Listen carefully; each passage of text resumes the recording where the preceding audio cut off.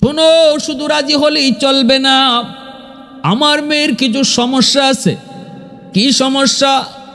সমস্যা হলো আমার মেয়েটা চোখে দেখে না, 2 নম্বর আমার মেয়েটা কথা বলতে পারে না, 3 নম্বর আমার মেয়েটা হাঁটতে পারে না, 4 নম্বর আমার মেয়েটা অতি কালো,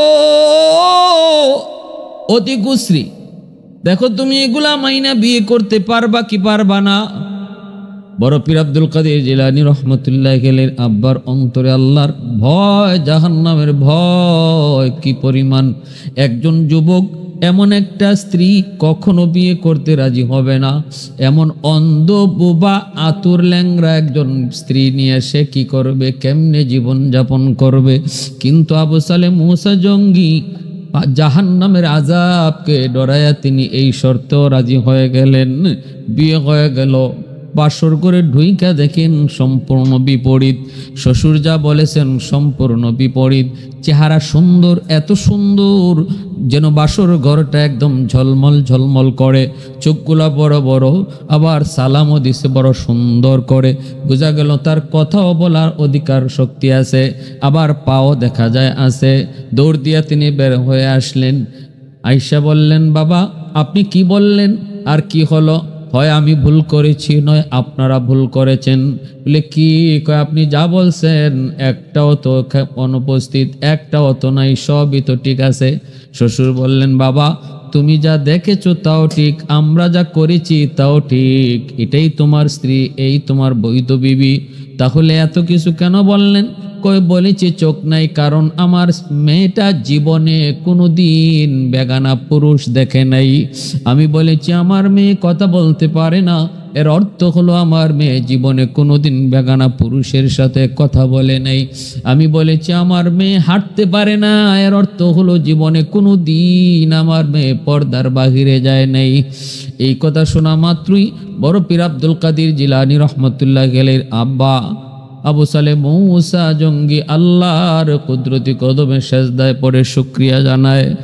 এ যুবক, এমন একজন মা, এমন একজন বাবা, এমন একজন মা, এমন একজন বাবার গর্ভ থেকেই আল্লাহ পাক জগৎ বিখ্যাত আল্লাহর ওলি পীরানে পীর বড় পীর আব্দুল কাদের জিলানী রহমতুল্লাহ আলাইহির জন্ম দিয়েছে। এজন্যই জন্মের সাথে সাথেই তার বুজুর্গি প্রকাশ পেয়ে গেছে, জন্মের পরপরই তার কেরামত প্রকাশ পেয়ে গেছে, জন্মের পরপরই তার মহত্ব বরত্ব প্রকাশ পেয়ে গেল। জিলানের মানুষগুলা জানে না আগামীকাল রোজা শুরু হবে কি হবে না, কারণ আকাশের চাঁদ দেখা যায় নাই। কিন্তু তারা যখন দেখলো এই ছোট বাচ্চা সুবে সাদিকের পর থেকে আর কোনো মায়ের দুধ খায় না, মায়ের দুধ খানা বন্ধ করে দিয়েছে, ওরা বুঝে গেল আজ থেকেই পহেলা রমজান শুরু হয়েছে। সুবহানাল্লাহ। साहिल से लगा दे मुझे इश्क़ो के सफीना, आंखों से देखा दे इलाही मक्का मदीना, आंखों से देखा दे इलाही मक्का मदीना, ऐ सल्ली अला आपका फैज़ान रिसालत, जो मिस्ल हुजर था वो हवारिश के रहीना, सदक़े में तेरे हो गया हो रहबर उम्मत, जो कुफर की जुल्मत से था एक अब्द कमीना, जो क़ल्ब परेशान कसदारन जो आलम से, जो क़ल्ब परेशान कसदारन जो आलम से, फैज़ान नबुव्वत से मिला उनका सकीना, फैज़ान नबुव्वत से मिला उनका सकीना, अला इन्ना औलिया अल्लाही, अला इन्ना औलिया अल्लाही ला खौफुन अलैहिम, ला खौफुन अलैहिम वला हुम यहज़नून, अल्लज़ीना आमनू व कानू यत्तकून। আল্লাহ বলেন তুমি যদি আল্লাহর ওলি হতে পারো, তোমার কোনো ভয় নেই, কোনো পেরেশানি নেই। আমি আল্লাহ তোমার জীবনের যত ভয় ভীতি আসবে, যত পেরেশানি আসবে, সকল ভয় ভীতি পেরেশানির জিম্মাদার আমি আল্লাহ। কয় কাজে আল্লাহর ওলি হয়? দুই কাজে। আল্লাযীনা আমানু, এক নাম্বার হলো খাঁটি ঈমান আনো, খাঁটি ঈমান বানাও। ওয়া কানু ইয়াত্তাকুন, দ্বিতীয় হলো তুমি সত্যিকারের মুত্তাকি হয়ে যাও। মুত্তাকি কারে কয়? আল্লাহর ভয়। মুত্তাকি কারে কয়? যে আল্লাহর ভয়ে গুনাহ ছেড়ে দেয়। আবু সালেম মুসা জঙ্গির অন্তরে কি পরিমাণ তাকওয়ারে যুবক, যৌবনে একজন যুবক আল্লাহকে পাওয়ার জন্য, আল্লাহকে খুশি করার জন্য সারা জীবনের একজন সঙ্গিনী অন্ধ জানার পরও বিয়ে করে, বুবা জানার পরও বিয়ে করে, আতুর লোংরা জানার পরও বিয়ে করে, শুধু একমাত্র আল্লাহকে খুশি করার জন্য। দুনিয়ার সমস্ত সুখ, দুনিয়ার সমস্ত শান্তি, দুনিয়ার সমস্ত চাওয়া পাওয়াকে কোরবানি দেয়। এটা জানতেন কথা নয়, এটা সাধারণ বিষয় নয়, কঠিন বিষয়। এই পরীক্ষায় পাশ, আল্লাহ তাদের গর্ভ থেকে সন্তান দিলেন জগৎ বিখ্যাত ওলি, ওলিদের ওলি সুলতানুল আরিফিন বড় পীর আব্দুল কাদের জিলানী। ভাইরা বন্ধুরা, জন্য বলছিলাম 571 হিজরিতে, 471 হিজরিতে ইরাকের একটা গ্রাম জিলান নামক জায়গায় পহেলা রমজান শুবে সাদিকের আগ মুহূর্তে বড় পীর আব্দুল কাদের জিলানী রহমতুল্লাহ আলাইহির জন্ম হয়। বংশের মা বাবা দুজন বংশের দিক দিয়া হাসান হুসাইনি বংশের, দুজন নবীর বংশের। বাবার নাম আবু সালেম মুসা জঙ্গি, মায়ের নাম সৈয়দা উম্মুল খায়ের ফাতেমা রহমতুল্লাহি আলাইহা। ভাইরা বন্ধুরের জন্য বলছিলাম, ছোট্ট বয়স, মার কোলে লালিত পালিত হচ্ছেন। মক্তবে যাওয়ার বয়সে মা উস্তাদের কাছে নিয়ে দিলেন, আমার আব্দুল কাদেরকে আপনি কোরআন শেখান। উস্তাদজি যেই মাত্র বলতেছে, বাবা আব্দুল কাদের পড়ো বিসমিল্লাহির রহমানির রহিম, উস্তাদ আর কিছু বলতে হয় নাই, তিনি সেই বাল্যকালে, শিশুকালে উস্তাদের সামনে আল্লাহর কালামের 18 পারা হিফজ এক বসায় শোনায় দিছে। উস্তাদ অবাক হয়ে গেল। অবাক তো হওয়ার কথাই, মায় কইছে আলিফ বার শিখাও, কিন্তু আব্দুল কাদের জিলানী আলিফ বা কয় না, আল্লাহর কালামের 18 পারা হিফজ শোনায়। অবাক তো হওয়ার কথাই। উস্তাদ বলতেছে, বাবা কেমনে কি শুনাইছো, কেমনে কি হলো, কখন মুখস্থ করেছো, কার কাছে হিফজ করেছো? ছোট্ট বালক আব্দুল কাদের বলতেছে, উস্তাদজি আমি কোন উস্তাদের কাছ থেকে কোরআন মুখস্থ করি নাই গো। আমি যখন আমার মার পেটে ছিলাম, আমার মা প্রতিদিন কোরআন তেলাওয়াত করতেন, আর আমি মায়ের গর্ভ থেকে মার কোরআন তেলাওয়াত শুনতাম। শুনে শুনে আল্লাহর কালামের 18 পারা আমার হিফজ হয়ে গেছে। मैं तालिब मौला हूँ मेरे इश्क़ निराला, मैं तालिब मौला हूँ मेरे इश्क़ निराला, है जुमला जहाँ जिनके तजल्ली से उजाला, है जुमला जहाँ जिनके तजल्ली से उजाला, मादरुद जहाँ गैर खुदा यार नदारम, जुदी याद खुदा हिच दिगुर कार नदारम, जुदी याद खुदा हिच दिगुर कार नदारम। আমার ভাইরা বন্ধুরা যুবক, এরপরে যখন ওনার আরো কোরআনের শিক্ষা, দ্বীনি শিক্ষার জ্ঞান শিক্ষার নিয়তে, আল্লাহর কালাম দ্বীনি শিক্ষার নিয়তে যখন মনের ভিতরে তৃষ্ণা জাগলো, আব্দুল কাদের জিলানী রহমতুল্লাহি আলাইহি ছোট্ট বালক জিলান এলাকায় যখন ছাগল রাখালি করেন তখন গাইবী আওয়াজ শুনতে পান, এ বালক, তোমাকে এই কাজের জন্য দুনিয়াতে পাঠানো হয় নাই, তুমি দিন শিখো, কোরআন শিখো। আওয়াজটা তিনি গাইবী পাইতেন। মার কাছে এসে বলতেন, বাল্যকালে বাবা হারায়া তিনি এতিম হয়েছেন। মা তখন সন্তানকে রাজধানী বাগদাদ উস্তাদের কাছে, একজন সুনামধন্য উস্তাদ, সুনামধন্য একজন কামেল বুজুর্গ মানুষ বাগদাদে থাকতেন, ওনার সান্নিধ্যে কোরআন শিক্ষার জন্য তিনি বাগদাদ পাঠাবেন, কাফেলার সাথে বাগদাদ পাঠাবেন ছোট্ট বালক আব্দুল কাদের জিলানী। মা তখন 40টা স্বর্ণ মুদ্রা তার কাপড়ের আস্তিনের মধ্যে ঢুকাইয়া সেলাই করে দিয়া দিছেন, যেন কখনো এটা হারায় না যায় অথবা চুরি করতে না পারে। বগলের নিচে আস্তিনের মধ্যে একটা ছোট্ট পকেট, সেই পকেটটা আবার সেলাই করে দিয়ে দিছেন। টের পাওয়ার কোনো সুরত নাই, বুঝারও কোনো সুরত নাই। আব্দুল কাদের কাফেলার সাথে রওনা দিয়া দিলেন বাগদাদ শহরে।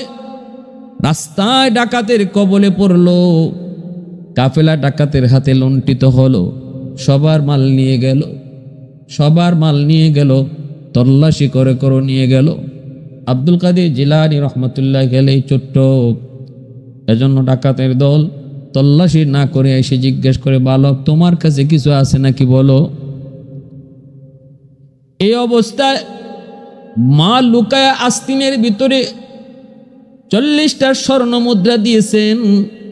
এই কথা যদি তিনি না বলতেন, ডাকাতের দল কখনোই কথাটা তারা বের করার শক্তি ছিল না। কিন্তু বাল্যকালেও তার মনে পড়েছে, আমার মা আমার জীবনের প্রথম শিক্ষক, আমার মা আমাকে শিশুকালেই শিখাইছেন, বাবা, কখনো মিথ্যা বলবা না, আসিদকু ইউনজি ওয়াল কিযবু ইউহলিক, মনে রাখবা সত্য সর্বদা মুক্তি দেয়, মিথ্যা ধ্বংস করে। কখনো মিথ্যা বলবা না, সত্য বলবা। মা ভক্ত সন্তান মার কথাকে অক্ষরে অক্ষরে মানেন। ডাকাতরা যখনই জিগাইছে তোমার কাছে কিছু আসেনি, যদি উনি বলতেন না কিছু নাই, তাহলে ডাকাতরা স্বর্ণ নেয় না, কিন্তু মিথ্যা বলা হয়। অতএব ইনি চিন্তা করলেন, আমি কি মিথ্যা বলবো, স্বর্ণ বাঁচাবো, নাকি স্বর্ণ দিয়ে দিব তবুও সত্য বলবো। ছোট্ট বয়সী পরীক্ষার সামনে সাথে সাথে সিদ্ধান্ত নিলেন, না, আমার মা আমাকে শিখাইছেন সত্য মুক্তি দেয়, মিথ্যা ধ্বংস করে, এটা আমার নবীর হাদিস।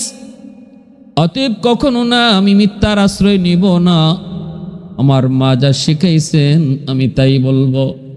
সাথে সাথে তিনি বলে দিলেন, হ্যাঁ, আমার কাছে 40টা স্বর্ণ মুদ্রা আছে। কোথায়? আমার কাছে 40টা স্বর্ণ মুদ্রা আছে। কোথায়? কয়, আমার পাঞ্জাবির বগলের নিচে মা সেলাই করে দিয়ে দিছে। এই কথা বলতে ডাকাতের সর্দারের কাছে চলে গেল, যে সর্দারকে বলল, উস্তাদজি, একটা ওই যে বালকটা বলতেছে তার কাছে নাকি 40টা স্বর্ণ মুদ্রা আছে, তার মা কাপড়ের মধ্যে সেলাই করে দিয়ে দিছে, লুকায় আছে। ডাকাত সর্দার তারে ডাকায় আনলো, আয়না বলতেছে, বালক, কি বলতেছ, কোথায় তোমার স্বর্ণ? কয়, এই যে আমার কাপড়ের নিচে সেলাই করা। ডাকাত সর্দার কয়, তোমরা স্বর্ণটা বের করো। অন্য ডাকাতগুলি তার কাপড়ের সেলাই ছিঁড়ে এই 40টা স্বর্ণ মুদ্রা বের করলো। এইবার ডাকাত সর্দার বলতেছে, বালক, একটু বলো তো, তোমাকে সত্য বলতে কে বাধ্য করেছে? তুমি তো মিথ্যা বললেও পারতা, কেউ তোমাকে এখানে মারপিটও করতেছে না, তোমাকে তো তল্লাশি করে আমরা বাদ দিয়ে দিছি, তোমাকে তো তল্লাশি করতাম না, ছোট মানুষ, তুমি না বললেও তো পারতে, এই স্বর্ণটা তোমার থাকতো, কিন্তু তুমি, কে তোমার সত্য বলতে বাধ্য করলো, একটু বলো তো। আব্দুল কাদের তিনি তো সাধারণ কোনো আব্দুল কাদের না, তিনি তো সাধারণ কোনো বালক নারী যুবক, বাল্যকালেই যার অন্তরে আল্লাহর ভয়, আল্লাহর প্রেম, আল্লাহর ভালোবাসা, তিল ভরা আল্লাহর মহব্বত। তিনি বলতেছেন, আমাকে সত্য বলতে বাধ্য করেছে আমার আম্মা, সত্য বলতে বাধ্য করেছে আমার নবীর হাদিস। আমার মা আমাকে বলছেন, আমার নবী বলেছে, আসিদকু ইউনজি ওয়াল কিযবু ইউহলিক, সর্বদা তুমি সত্য বলবা, কখনো মিথ্যা বলবা না। সত্য তোমাকে মুক্তি দিবে, মিথ্যা তোমাকে ধ্বংস করবে। এটা আমার নবীর নাকি হাদিস। এই জিনিসটা আমাকে সত্য বলতে বাধ্য করেছে। এত সুন্দর করে কথাটা তিনি উপস্থাপন করলেন। এ আল্লাহর গোলাম, যার দিলের ভিতরে আল্লাহর ভয়, যার দিলের ভিতরে আল্লাহর প্রেম, যার দিলের ভিতরে নবীর প্রেম, যার দিলের ভিতরে কোরআন হাদিসের প্রেম, তার দিল থেকে কথাগুলি যখন বের হয়, কথাটার ভিতরে সুর না থাকতে পারে, কথার ভিতরে কোনো ভাষা সুন্দর না হতে পারে, কিন্তু যদি দিল থেকে কথাগুলি বের হয়, এই কথার দ্বারা আসর করে, এই কথা অন্যজনকে প্রভাবিত করে, এই কথা অন্যজনকে তাসির করে। আব্দুল কাদের ছোট্ট বালক, কিন্তু এই কথাটা ডাকাতদের দিলের ভিতরে এমন ভাবে যে আসর করলো, এমন ভাবে যে প্রভাব ফেললো, ডাকাত সর্দার সাথে সাথে মাথাটা নিচের দিকে দিয়ে কান্না শুরু করে দিল। ডাকাত সর্দার আব্দুল কাদের কি বুকে জড়ায় নিয়ে কান্দে আর কই, বালক আয় আমার বুকে আয়, আয় আমার বুকে আয়। এতদিন পর্যন্ত আমি অন্ধ ছিলাম, তুই আমার চোখ খুলে দিলে বাবা, আয় আমার বুকে আয়, আয়। তুই ছোট্ট মানুষ হয়ে আমার চোখ খুলে দিলি। আমি তো অন্ধকারে ডুবেছিলাম, আমি তো পাপের সাগরে ডুবেছিলাম, আয় বাবা আমার বুকে আয়। ডাকাত সর্দার আব্দুল কাদের জিলানীর হাতে হাত রাখলো, সমস্ত ডাকাতদেরকেও বলল, ডাকাত আজকে থেকে আমরা সবাই ডাকাতি ছেড়ে দিলাম এবং এই বালকের হাতে হাত রেখে আমরা তওবা করলাম। তওবা, এমন তওবা তারা করছে রে যুবক। ছোট্ট বালক আব্দুল কাদের জিলানীর হাতে হাত রেখে ওই ডাকাতের দল তওবা করে তারা ওই জমানায় প্রত্যেকেই আল্লাহর ওলি হয়ে গেছে। আলা ইন্না আউলিয়া আল্লাহ লা খাউফুন আলাইহিম ওয়ালা হুম ইয়াহজানুন আল্লাযীনা আমানু ওয়া কানু ইয়াত্তাকুন। অন্য জায়গায় আল্লাহ বলেন, ইন আউলিয়াউহু ইল্লাল মুত্তাকুন, মুত্তাকি সারা, আমি আল্লাহর ভয় অন্তরে জাগানো সারা কেউ আমার ওলি হতে পারবে না। আল্লাহর ওলি হতে হলে মুত্তাকি হওয়া লাগবে। আল্লাহ বলেন, যারা মুত্তাকি, যারা আমাকে ডরায়া চলে, যারা আমারে ভয় পায়, ঘরেও আমারে ডরায়, দোকানে বইলেও আমারে ডরায়, চাকরি টেবিলও বইলেও আমারে ডরায়, বন্ধ গেলেও আমারে ডরায়, যার দিলের ভিতরে আমার ডর, আমার ভয় সবসময় থাকে, সে আমি আল্লাহর বন্ধু, সে আমি আল্লাহর বলি। কথা আল্লাহ ডিক্লার দিয়ে দিছে, ঘোষণা দিয়ে দিছে। আমার ভাইরা বন্ধুরা, এই সফর শেষ করে তিনি যায় পৌঁছলেন বাগদাদ। সেখানে যিনি বাগদাদের বহুত বড় একজন বুজুর্গ, এই বুজুর্গের কাছে মানুষেরা যায় দিন শিখে। আব্দুল কাদের জিলানী ছোট্ট বালক, বাল্যকালে তিনি বাগদাদ গেলেন। বাগদাদ শহরে একজন বিধবা মহিলা বসবাস করত। এই মহিলার স্বামী মারা যাওয়ার পর, স্বামী মারা যাওয়ার কিছুদিন আগে এই বাচ্চাটা দুনিয়াতে জন্ম নিছে। এই বাচ্চাটা দুনিয়াতে আইছে, মা দেখে বাবা নাই, বাবা নাই, এতিম হয়ে দুনিয়াতে আগমন করেছে। মহিলার একমাত্র সম্বল এই ছোট্ট বালক, এই ছোট্ট দুধের শিশু। কিছুদিন পর এই ছোট্ট দুধের শিশুটা প্রচন্ড অসুস্থ হয়ে পড়ল। মহিলা দিশেহারা, আল্লাহর জমিনে তার আর কেউ নাই, একমাত্র এই দুধের বাচ্চাটা। মহিলা দিশেহারা হয়ে পড়ল। অনেকে পরামর্শ দিল, তুমি হুজুরের কাছে যাও। মহিলা আল্লাহর নাম লইয়া, আল্লাহর উপর ভরসা করে হুজুরের দরবারে যাইতে রওনা দিল। রাস্তায় ছেলেটা অবস্থা আরো খারাপ হয়ে গেল, দুধের বাচ্চাটার অবস্থা বেশি খারাপ। হুজুরের কাছে নেওয়ার পর বাগদাদের হুজুর তারে দেখে বলতেছে, মা সবর করো, তোমার বাচ্চাটা আল্লাহর দরবারে চলে গেছে। আল্লাহ পাক রব্বুল আলামিন সন্তান বাপ মার কাছে আমানত রাখে, আল্লাহ তার আমানত আল্লাহ তার কাছে নিয়ে নিছে, সবর করো। আল্লাহ পাক রব্বুল আলামিন আমার আপনার কাছে সন্তান আমানত হিসেবে রাখছেন। সমস্ত সন্তান বাপ মার কাছে আমানত। আল্লাহ পাক রব্বুল আলামিনের রাখা আমানত আল্লাহকে আবার সঠিকভাবে বুঝাই দিতে হবে, এবং আমানতের বস্তুর মধ্যে নিজের কোনো এখতিয়ার চলে না। এজন্য যিনি রাখে আমানত, এই মালিকের মর্জি মতো জিনিসটা ব্যয় করতে হয়। এজন্য সন্তান, মা বাবা তার মর্জি মতো সন্তান লালন পালন করলে খেয়ানত হবে। আল্লাহর মর্জি মতো সন্তানকে লালন পালন, লেখাপড়া, খাওয়া দাওয়া, বড় করা যদি আল্লাহর মর্জি মতো মা বাবা করে, তাহলে আমানতদারি রক্ষা হবে।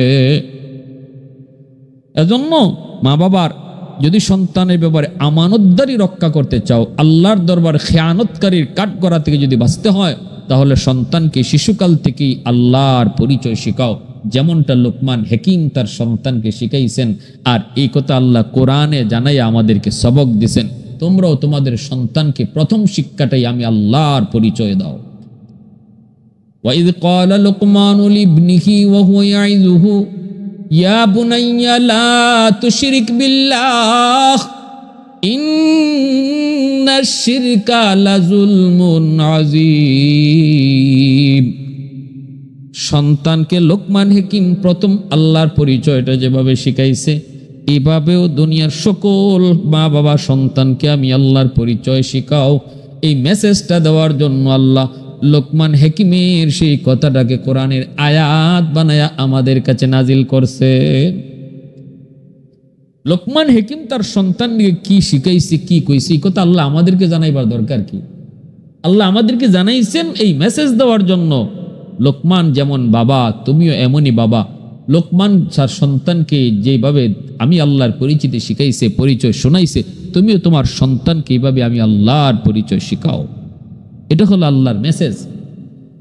এজন্য সন্তান আল্লাহর পক্ষ থেকে রাখা আমানত। যদি আল্লাহ কোনো সন্তান বাপমার কাছ থেকে অল্প বয়সে নিয়ে নেয়, সবর করো, ধৈর্য ধরো। নাবালিক সন্তান যদি আল্লাহ নিয়ে নেয়, আর বাপমা যদি সবর করতে পারে, ধৈর্য ধরতে পারে, আল্লাহ পাকের সিদ্ধান্তের উপরে যদি সবর করে, গালমন্দ না করে, গালাগালি না করে, খারাপ কথা না বলে। কিছু মানুষ আছে এমনও যে শিশুকে তখন কিছু বিষয় সহ্য করতে না পাইরা আল্লাহকে মন্দ বলা শুরু করে, তখন আল্লাহর কাছ থেকে সে পুরস্কার পাওয়া তো দূরের কথা, বরং এই বিপদের, এই মন্দ কথা বলার কারণে শাস্তির যোগ্য হয়। আর বিপদে পড়ে যদি সে সবর করত, তাহলে আল্লাহর পক্ষ থেকে এর অফুরন্ত পুরস্কার আল্লাহ তারে দিত। আল্লাহ পবিত্র কোরআনের পরিষ্কার বলছেন, বিগাইরি হিসাব বলছেন আল্লাহ। সাবিরিন যারা বিপদে পড়া, তাদেরকে আল্লাহ যা বিনিময় দিবে এটার কোনো হিসাব নাই। হিসাব ছাড়া যে মুসিবতে পড়া আল্লাহর সিদ্ধান্তের উপরে ধৈর্য ধরে, কিয়ামতের ময়দানে ওই ছোট ছোট নাবালিক বাচ্চারা আল্লাহর কাছে কইবা, আল্লাহ অল্প বয়সে শিশুকালে তুমি আমারে নিয়ে আইছো, আমি আমার মার ঋণ শোধ করতে পারি নাই, বাবার ঋণ শোধ করতে পারি নাই। প্রসব বেদনার যন্ত্রণা আমার মা টের পেয়েছে, আমার মা কি পরিমাণ কষ্ট অনুভব করেছে। মালিক, আমি তো মার ঋণ শোধ করার সুযোগই পাইলাম না, আমাকে তুমি তোমার কবজায় নিয়ে এসেছ।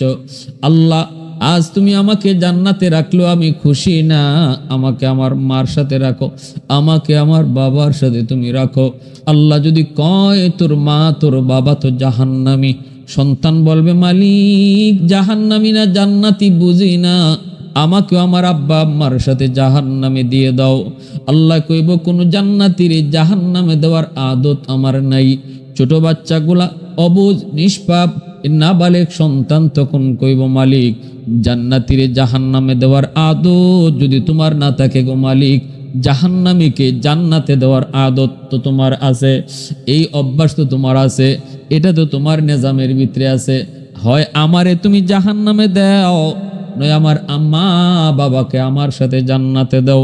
তখন আল্লাহ পাক রব্বুল আলামিন ওই অবুঝ নিষ্পাপ নাবালিক সন্তানের সুপারিশে আল্লাহ পাক ওই মা ওই বাবাকে, যেই মা যেই বাবা ওই সন্তান মৃত্যুর সময় সবর করেছিল, আল্লাহকে গালমন্দ করে নাই, আল্লাহ এতটুকু আমলের উসিলায় সন্তানের সুপারিশে তারে জাহান্নাম থেকে আল্লাহ তারে মুক্ত করে জান্নাতবাসী করায়া দিবে। সুবহানাল্লাহ, কি পরিমাণ আল্লাহ পুরস্কৃত করবে ওই মার ওই বাবারে। একটু চিন্তা করছেন? একটু কি ভাবছি আমরা? আল্লাহ পাক ফেরেশতাদেরকে জিগাইব, তোমরা যে আমার এই ছোট বাচ্চাটারে নিয়ে আইছো এই অবুঝ বয়সে, নিষ্পাপ বয়সে, এ মাসুম অবস্থায় তার বাপ মারে কেমন পাইছো? তারা কি অধৈর্য হয়ে গেছে না ধৈর্য ধরছে? ফেরেশতারা কেউ আল্লাহ আমরা তার বাপ মাকে ধৈর্যশীলদের ভিতরে পাইছি। আল্লাহ পাক রব্বুল আলামিন তখন কইব, তোমরা তার জন্য একটা জান্নাতে তার নামে একটা বাড়ি বরাদ্দ করে দাও। সুবহানাল্লাহি ওয়া বিহামদিহি, সুবহানাল্লাহিল আযীম।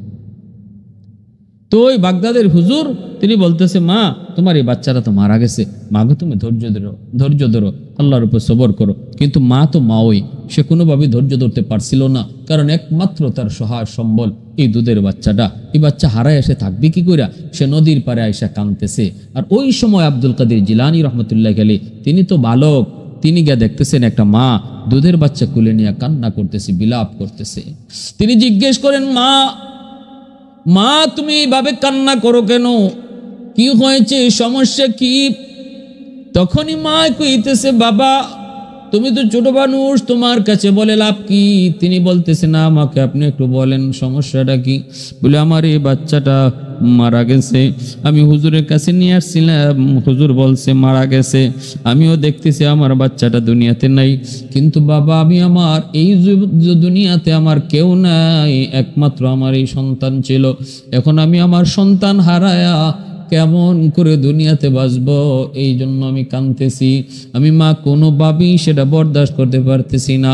মার চোখের পানি আর কান্না দেইখা আব্দুল কাদের জিলানী ছোট্ট বালক হলো, বাল্যকালেই তিনি আল্লাহর কাছে হাত উঠাই দিয়েছেন, মালিক তুমি তো সব পারো গো মালিক, আমি তো দেখতেছি এই মহিলাটা তার এই মরা বাচ্চা কুলে নিয়েও কিভাবে কাঁদতেছে, তার কান্নায় জমিন কান্দে, তার কান্নায় বাতাস কান্দে, আমার দিল কান্না করে।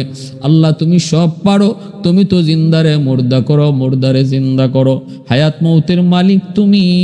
মিনহা খালাকনাকুম ওয়া ফিহা নুঈদুকুম ওয়া মিনহা নুখরিজুকুম তারাতান উখরা। তুমি তো মাটি থেকে বানাও, মাটিতে আবার ফিরায় নাও, আবার মাটি থেকে তুমি উঠাও। আল্লাহ তুমি সব পারো, তুমি তো সকল ক্ষমতার মালিক, তোমার কাছে অসম্ভব বলতে কিছু নাই। আল্লাহ সব তোমার কাছে সম্ভব। এইভাবে যখন আব্দুল কাদের জিলানী চোখের পানি ফেলে আল্লাহর কাছে কান্না করে, এ তো জানতেন কোন বালক নয় রে যুবক, ইনি তো আল্লাহর বড় পেয়ারা, অলির ঘরের অলি, বাবা অলি, মা অলি, অলির ঘরের অলি, তিনি অলি কুল শিরোমণি। এই কথাটা আল্লাহ পাক শুনছেন। আল্লাহ পাক এই ছোট্ট বাচ্চা যে মার কোলে মরা ছিল, আল্লাহ ওই বাচ্চাটার মধ্যে জীবন দিয়ে দিছে। সুবহানাল্লাহ। আল্লাহ এটা পারে কি পারে? কিছু আহলে হাদিসের দল যারা বস্তুবাদী, যারা ওলি আল্লাহদের কারামতকে অস্বীকার করে, কইব এটা গপ্প, এটা অসম্ভব। এ বেয়াকুফের দল, এটা তো আব্দুল কাদের জিলানী জীবিত করছে না, এটাই তো তোমরা বুঝো না, তুমি ছাতা বুঝো, কচু বুঝো। এটা তো আব্দুল কাদের জিলানী তারে জীবিত করে নাই, জীবিত করছেন আল্লাহ, চাইছে আল্লাহর কাছে, আল্লাহ জীবিত করছেন। তাহলে প্রশ্ন তোমার কাছে আমার, বলো আল্লাহ মরারে জীবিত করতে পারে কি পারে না? তুমি যদি বলো না এটা আল্লাহ পারে না, তাইলে তুমি তোমার পথে চলো, আমি আমার পথে চলি। তুমি আল্লাহ মানো না, আমি যে আল্লাহকে বিশ্বাস করি তুমি ওই আল্লাহরে বিশ্বাসই করো না। আমার ইমান আর তোমার ইমানের মধ্যেই বেশ কম। আমি যে আল্লাহকে আল্লাহ মানি, ওই আল্লাহ মুর্দারে জিন্দা করতে পারে, কিন্তু তুমি যে আল্লাহ মানো ওই আল্লাহ মুর্দারে জিন্দা করতে পারে না, এটা তোমার বিশ্বাস। অতএব তোমার ধর্ম ভিন্ন, আমার ধর্ম ভিন্ন, তোমার ইমান ভিন্ন, আমার ইমান ভিন্ন। আর যদি বলো না আল্লাহ পারে, তাহলে তোমার সাথে আমার কোনো বিরোধ নাই, কারণ ওলি আল্লাহদের কারামত এটা ওলিদের কোনো ব্যক্তিগত না, ওলি আল্লাহদের কারামত ওলিরা নিজের থেকে দেখায় না। কারামাতুল আউলিয়া হাক্কুন, ওলিদের কারামত এটা হক, এটা সত্য। ওলিরা নিজে করে না, আল্লাহর কাছে চায়, আল্লাহ করায়। তাহলে মানতে অসুবিধাটা কি? সমস্যাটা কি? সমস্যাটা কোথায় তোমার? কও না, কও সমস্যাটা কোথায়?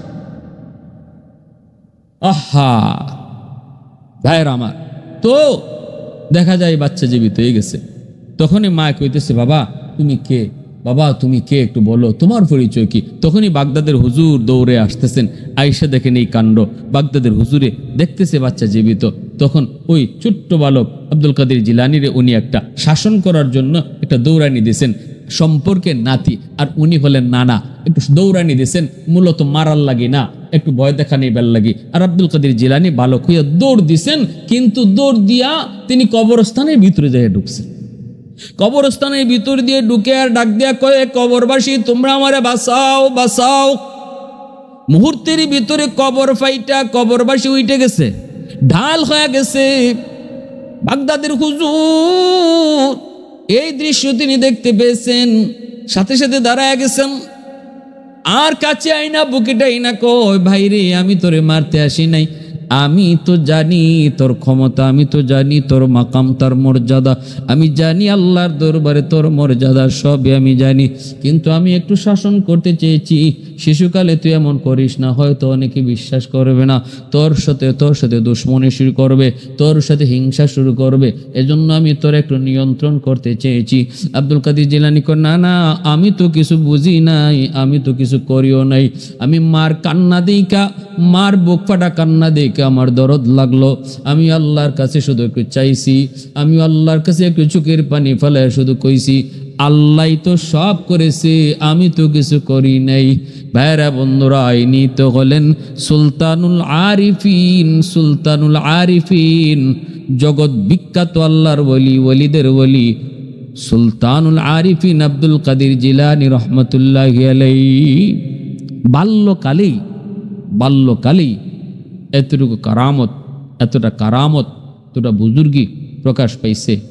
আল্লাহ রাব্বুল আলামিন পবিত্র কোরআনুল কারীমে পরিষ্কার বলছেন, তুমি যদি আমার ওলি হতে পারো, কোনো ভয় নাই, টেনশন নাই, আমি তোমার সাথে আছি। চাইবা তুমি, কবুল করব আমি। হাত বাড়াইবা তুমি, কবুল করব আমি। মুখ দিয়ে বের করবা, কবুল করব আমি। অতএব হাতটারে ওলির হাত বানাও, জবানটারে ওলির জবান বানাও, জবানটারে ওলির জবান বানাও। আল্লাহ জগতে যুগে যুগে এমন ওলি আউলিয়া দুনিয়াতে পাঠাইয়া আল্লাহ আমাদেরকে সবক দিয়েছেন, চাক্ষুষ আল্লাহ প্র্যাকটিক্যাল আমাদেরকে দেখাইছেন। ওলি হইতে গেলে কিভাবে চলতে হয়, তাদের জীবনী দেখো, তাদের বাল্যকাল দেখো, তাদের যৌবনকাল দেখো। তুমি তোমার এই বাল্যকাল, যৌবনকাল, বৃদ্ধকাল, তারা যেভাবে চলছে এইভাবে নিজেরে চালাও।